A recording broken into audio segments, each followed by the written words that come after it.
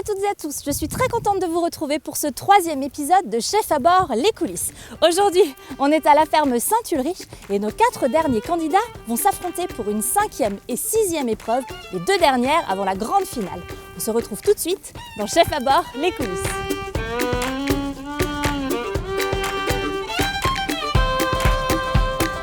Au programme de ce 3e épisode de Chef à bord les coulisses, nous irons rencontrer Julien, l'agriculteur de la ferme Saint-Ulrich. Nous découvrirons également comment le lait des vaches laitières est transformé en différents produits, yaourts, fromages et autres produits laitiers. Et bien sûr, nous vaguerons de ci de là à la rencontre des animaux de la ferme et bien sûr, découvrir ce qui se passe derrière les caméras, les coulisses de Chef à bord. A tout de suite!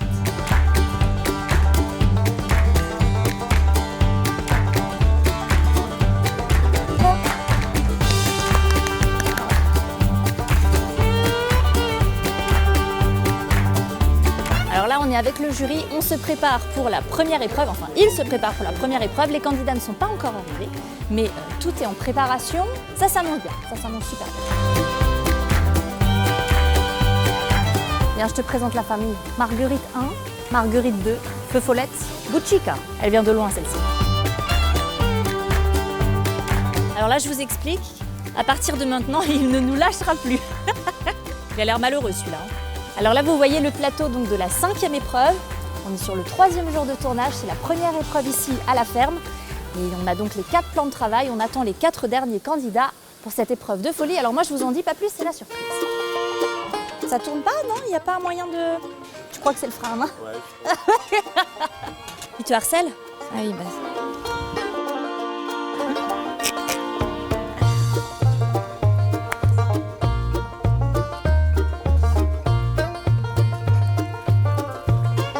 Est-ce que c'est électrifié?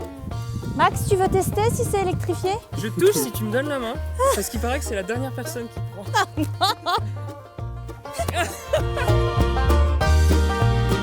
Voilà nos candidats. Ils sont enfin prêts pour cette 5e épreuve de Chef à bord.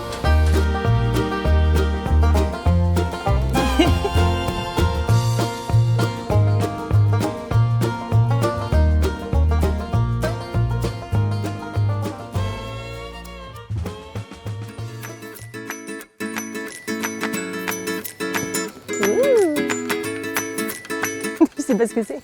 C'est une petite pièce de bœuf. Pendant que nos cuisiniers s'affairent, nous nous rendons à l'atelier de transformation, où Patrick Messer, le propriétaire des lieux, nous offre une visite guidée. Pour cette grande aventure avec Brieux, nous sommes accompagnés des meilleurs. Loïc, notre guide du jour, et Pauline, la nounou des candidats. Alors avec ma team de chirurgiens, on va maintenant voir comment on transforme le lait en yaourt, en beurre ou encore en fromage. C'est parti! Alors Patrick, ici on est dans l'atelier de transformation de la ferme Saint-Ulrich. Alors qu'est-ce que vous faites ici? Alors c'est un atelier de transformation de notre propre production de lait.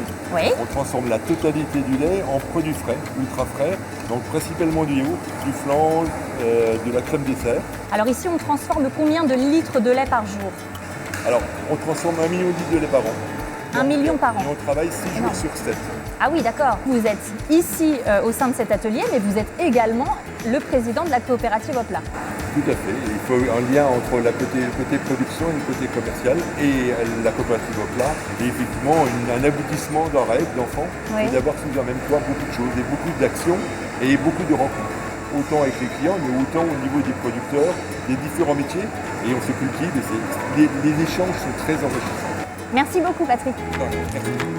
Maintenant que nous avons découvert la fabrication des produits, direction la coopérative Hopla, l'un des principaux revendeurs de produits fermiers dans le coin. Alors voilà, on arrive tout juste de la ferme Saint-Ulrich, on est maintenant à la coopérative Hopla, l'un des principaux revendeurs de nos super produits. On va tout de suite voir où il se trouve. Excusez-moi monsieur, bonjour. Oui, bonjour. Bonjour, alors je suis à la recherche des produits laitiers de la ferme Saint-Ulrich. Est-ce que vous pouvez me montrer où ils se trouvent? Tout à fait, je vous en prie. Et maintenant on va goûter. Bien sûr, il faut les acheter avant de goûter. Délicieux. Donc voilà l'anatomie d'un âne, cul imposant, hein. Bien bombé, petite partie en extra, dos très creusé, hein, une taille de guêpe, et là de belles boules, faut le dire. Hein. Je crois que je les fais chier. On n'est pas venu là pour se tourner les pouces non plus.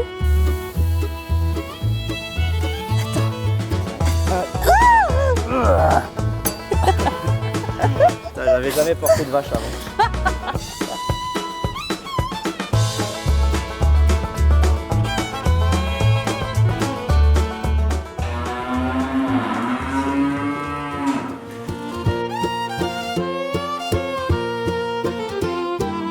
Bonjour Julien, merci de nous recevoir ici au sein de votre ferme, la ferme Saint-Ulrich. On a rencontré tout à l'heure votre papa, Patrick, et donc lui s'occupe de la transformation du lait et vous, vous êtes éleveur. Donc c'est vous qui vous occupez de toutes ces vaches. Tout à fait, oui.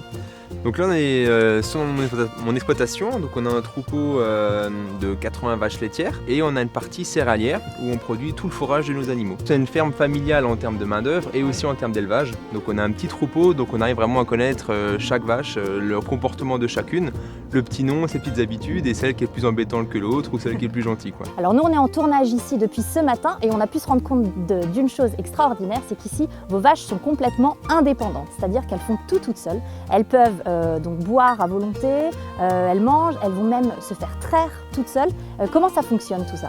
On a fait le choix de la traite robotisée, ce qui permet une totale liberté des animaux. Alors dès qu'ils ont envie de se faire traire, ils ont un accès au robot de traite. En termes de nourriture, ils ont un accès libre toute la journée à l'auge, et abreuvoir aussi à volonté, plus des 3-4 brosses réparties dans le bâtiment, où les animaux peuvent se faire gratter quand ils ont envie. Merci beaucoup Julien.